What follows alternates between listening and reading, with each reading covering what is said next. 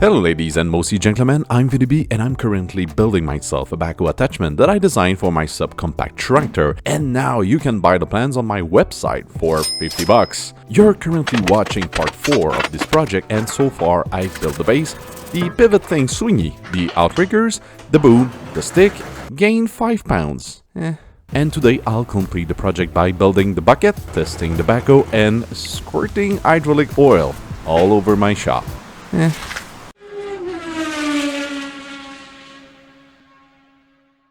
But just before starting the bucket build, something I didn't show in the previous episodes is the pivot pins with integrated zerk. We're using these custom pins when putting a simple zerk in the middle of a pivot point is close to impossible, or at least impractical. It's fairly easy to make those pins. The only specific detail about them is the hole drilled to their centers, and for this you'll need a quite long drill bit.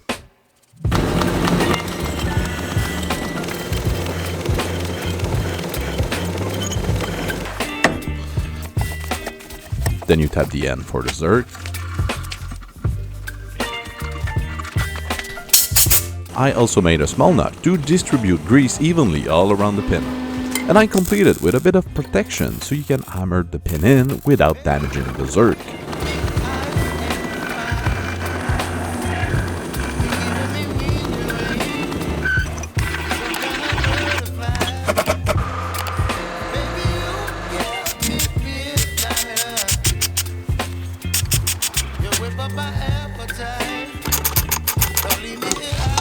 And with every heartbeat, a geyser of grease will spurt through the center hole, just like, you know.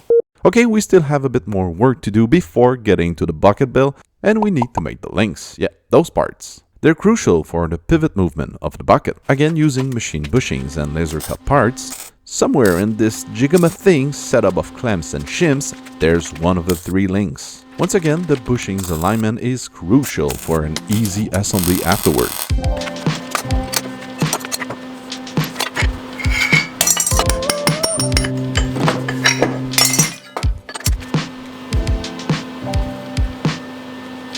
Using air, I cycled a few times the link assembly, and only one of my many bushings was crooked a bit, which I took care of camera.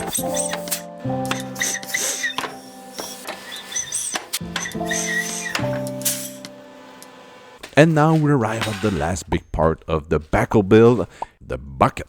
During design, standard 12-inch bucket seemed a bit small and the 16-inch a bit too wide. So yeah, this is a 14. So don't call me Fatty McFat, but instead you can call me Goldilocks. So I knew that using the torch to try to bend a 1/4-inch blade by 14-inch wide, it was just a wet dream, as I miserably failed in episode 3 during the boom build with a 1/4-inch blade that was only 5 inches wide.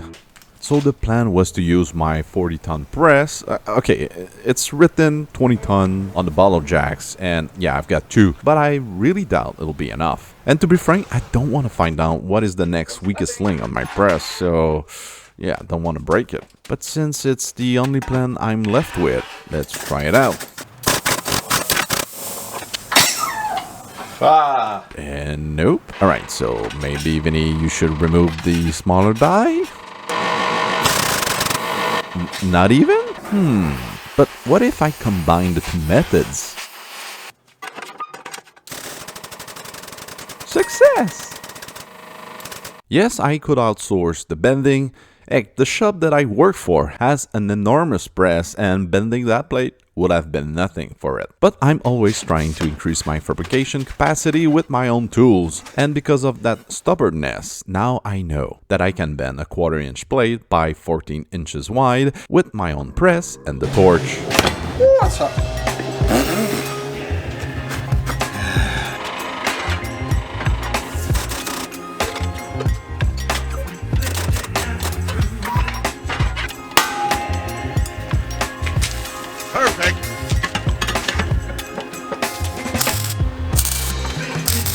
Even though I try to keep the bend square to the blade, you can clearly see that the overall bend leaned to one side, but it's easy fixable with clamps. Do you know what you're capable of doing with clamps? Well, go see episode 3. There's a good bit about it. I put reinforcement plates on both sides, but if I had to do it again, I'll rather weld perpendicular reinforcement plates like everybody else is doing, yeah, because it's just a simpler way to do it. The bended plates didn't fit perfectly with the bucket's contour, and I had to rework them little by little to make them fit properly-ish. I mean, it doesn't have to be perfect, it's just a bucket. Pretty sure it won't go on Mars. Then I added the semi-quick connect coupler. I said semi-quick because on one side you've got the big hairs which will slide easily on the link, but on the other side you'll still have to manually align the pin with the holes. This is really optional, but I had a bit of play, so I added a shim. This is so overkill because I think I lost that shim or I forgot to put it back on, and it doesn't really matter. Oh, and yes, I made this magic turntable, and I said magic because when you spin it, anything you put on it will change color. Whew, I'm glad it's not pink. Yeah, it's magic, but you don't choose the color it's gonna turn into. Maybe you need some improvement. Time to install more hydraulic hoses, and another thing I skipped in my previous episodes, but I put sleeves around hoses everywhere they were rubbing against metal. You know, it's been a while since the bigger it is, the harder it gets. You motherfucker! There we go. I called it in the previous episode, but it was very difficult to needle the hoses inside the boom because they were catching on the tube slice I put in during fabrication. Many unbearable hours later. Come on! Oh! Woohoo! Finally! We already saw the linkage assembly working, but look what happens when I speed up the footage. See how the boom is dropping. Yeah, that comes from an internal leak in my cheap spool valve. Red flag 2077, I guess. The semi-quick connect. Semi-worked? There you go. Remember how sensitive the controls were on the spool valve? So one way to get around this problem is to extend the control levers by a few inches.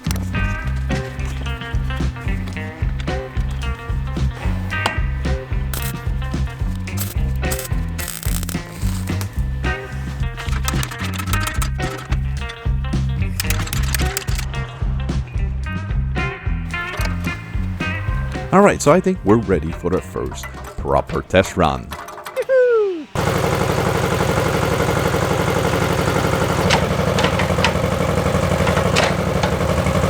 And it works, except that there's a repetitive and strange drop of the boom, which happens from time to time. Right there. Again and again. Once more, please. Okay, it happens way more often than I like it. Which brings us to the final red flag for this cheap spool valve. But let's rewind a bit and let's start from the beginning. When I started this project during my research and price evaluation to verify if building your own backhoe was worth it, instead of buying an old or new one key and pricey component was the spool valve. I found prices for spool valves that were around half the budget for this backhoe. So it's a critical component indeed. Being a noob-ish in the hydraulic world, I bought a very inexpensive spool valve on Amazon, but I knew because of that low price that there was a catch somewhere. As I was doing more and more research suspecting I made a bad deal on the Amazon part, the words check load, drop load, or holding load feature were commonly used. But what is that? Well, in short, it's simply a pilot check valve built in the spool, and it's very important to have. But why? Well, let's say you have a boom or a loader and you want it to go up. You pull the lever and it goes up. Yeah, just as normal. But here's the catch.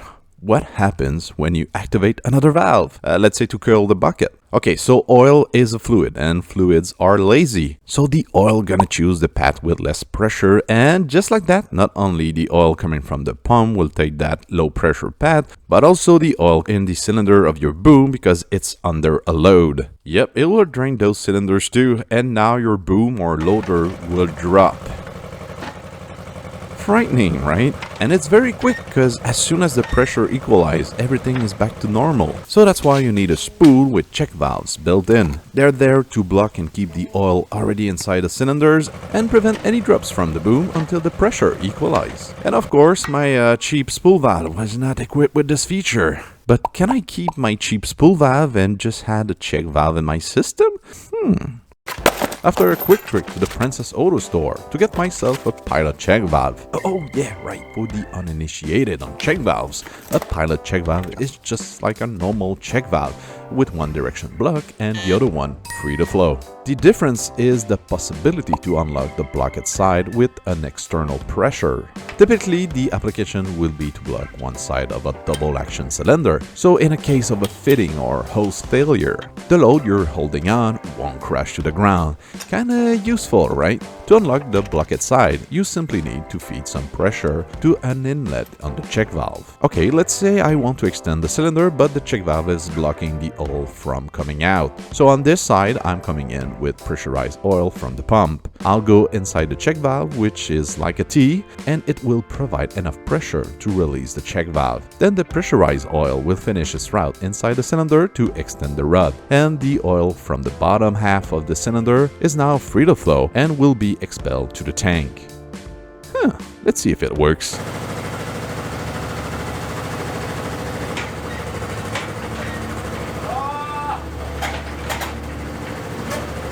Alright, so I won't lie to you, for a split second, I believe I cracked the code, and I thought I could keep my cheap spool valve with the addition of a pilot check valve. But the jerkiness of the boom coming down was shaking the entire tractor. I even tried it outside to see if the feeling was any better, but no, it wasn't. Even though the pilot check valve only needed 25 psi to unlock, a flow and pressure variation was rapidly locking and unlocking the pilot check valve, and that's what created the choppy movement we're seeing, which will probably break something on my tractor with only just a few hours of use. So yeah, I had enough red flags about this cheap spool valve, and that was it. It had to go.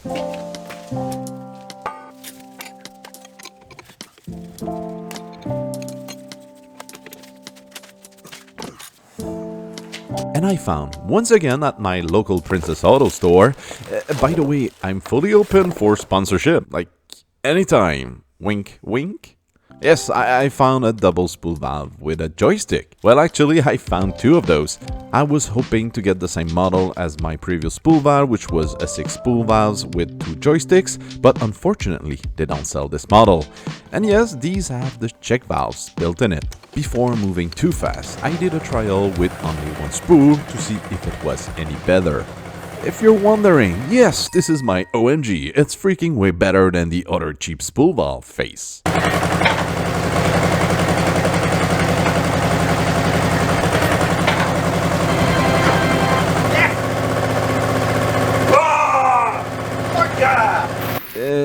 Yeah, I tried to prevent any oil spill, but I failed.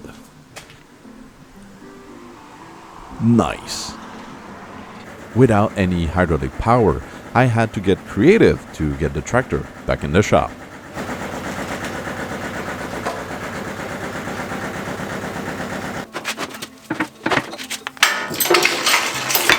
Alright, now I'm at a critical crossroads. Since I have 2 separate spool valves, I can try to mount them at the initial location, meaning I'll keep the big chunk of metal which is in the way of climbing in and out of the backhoe. Or I can improve my initial design and have it excavator style, with controls on each side. Ooh! I mean, it will be more work, but excavator style, oh yeah! So I got it out the base from all the hydraulic hoses and went on a rampage on the spool valve support.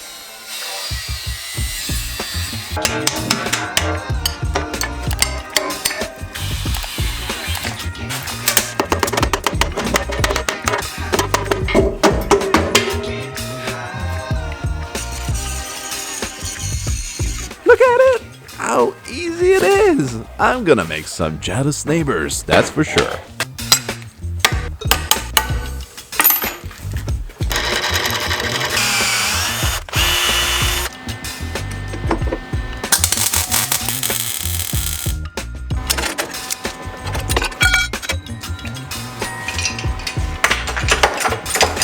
Okay, keeping with the theme of extra work, to feed pressurized oil from spool valve to spool valve, the proper way is to use the Power Beyond outlet. Oh yeah, that's right, for the uninitiated on Power Beyonds, it's basically a T built in the spool. It's simply the best and cheapest way to daisy chain different spools. All you need to do is to install a special fitting, which depending on the model of spool valve will be different. And mine, of course, is back order. Yeah, that would have been too easy, right? But I bought this fitting as a base, so let's roll the MacGyver montage.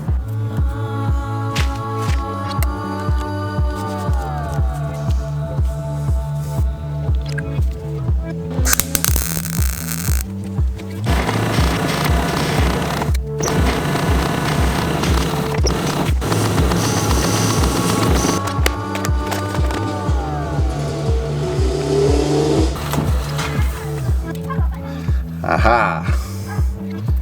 Oh yeah. Yeah, perfect. Then I install the valves and a shitload of hoses. Oh, and for the outriggers, I used the spare 2 spool valves I bought in episode 2, which I used to repair my broken main 6 spool valves. The last little detail are the teeth, which I bought from eBay because I'm lazy. Yeah, I should have called a local tractor dealer and get teeth better sized to my bucket, because they're too long and they won't fit.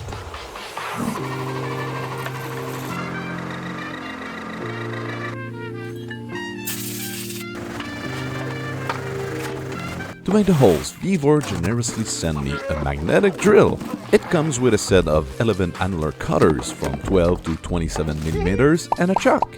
I didn't know what to expect, but I was pleasantly surprised. I'm glad now I have this new tool in my arsenal, and for sure you're gonna see more of this little bugger in some future projects. I put it in downstairs for the magnetic drill, and you can use the promo code VVCell for 5% off. So no more wrist breaker for me. Hva er det discussion? Right, time for the final test.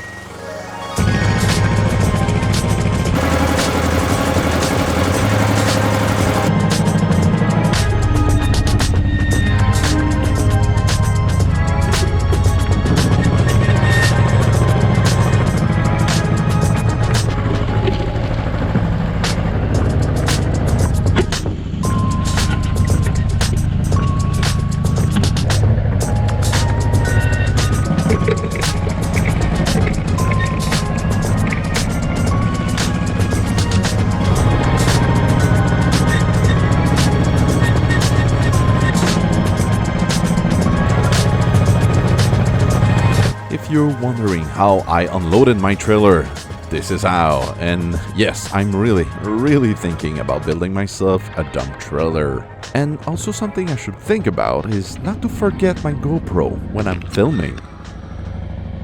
So as I mentioned at the beginning of this video, the plans are now available to buy for only $50 on my website, because the Backhoe successfully completed the trial, digging all kind of terrain and even crumbly rock. Before embarking on such big project, make sure it's the right size and use for you and that you have enough time, skill and tooling to complete it. As a reminder, I spent about $3,000 on the project, half went on the steel and the other half on the hydraulic, so the choice of the spool valve will have a big impact on the total project price. The plans include all the DXF files and a PDF copy to print.